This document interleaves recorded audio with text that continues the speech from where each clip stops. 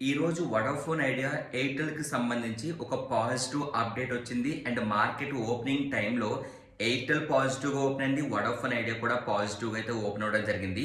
అసలు ఏం జరిగింది అంటే 2012లో గవర్నమెంట్ 110 స్పెక్ట్రమ్ కింద ఎయిర్టెల్ నుంచి 9,000 కోట్లు, వడాఫోన్ ఐడియా నుంచి 11,000 కోట్లు వసూలు చేయాలి అని చెప్పి డిమాండ్ అయితే చేయడం జరిగింది. బట్ ఆ తర్వాత వడాఫోన్ ఐడియా, ఎయిర్టెల్ ఈ రెండు కంపెనీలు ఏం చేశాయంటే కోర్టుకి అయితే వెళ్ళడం అయితే జరిగింది. యాక్చువల్గా మాకు ఇచ్చిన ఈ టర్మ్స్ అండ్ కండిషన్స్లో దీనికి సంబంధించి ఎలాంటి ఇన్ఫర్మేషన్ లేదు అని చెప్పి క్లియర్గా అయితే వాళ్ళు చెప్పడం అయితే జరిగింది.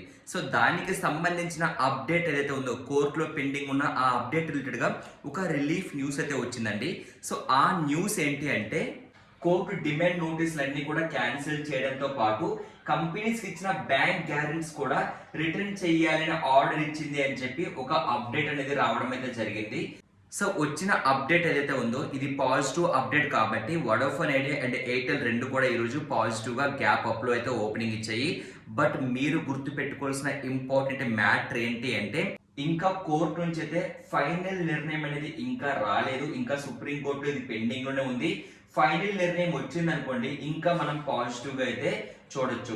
ఇక్కడ మనం గుర్తుపెట్టుకోవాల్సిన ఇంపార్టెంట్ పాయింట్ ఏంటంటే 20,000 కోట్ల లైబిలిటీ తగ్గడం టెలికాం కంపెనీస్ కి ఒక మేజర్ పాజిటివ్ డెవలప్మెంట్ గా అయితే మార్కెట్ అయితే కన్సిడర్ చేస్తూ ఉంది. సో ఆ రీజన్ వల్లనే ఈ రోజు మార్కెట్ ఓపెనింగ్ టైంలో వడాఫోన్ ఐడియా అవ్వచ్చు, ఎయిర్టెల్ అవ్వచ్చు పాజిటివ్ గా అయితే ఓపెన్ అయ్యాయి. ఆ తర్వాత మాత్రం ఫాల్ అయితే కనిపించింది. బట్ ఏదేమైనా సరే ఈ రెండు కంపెనీస్ రిలేటెడ్ గా ఇది ఒక పాజిటివ్ న్యూస్ గా అయితే మనము గుర్తుపెట్టుకోవాలి.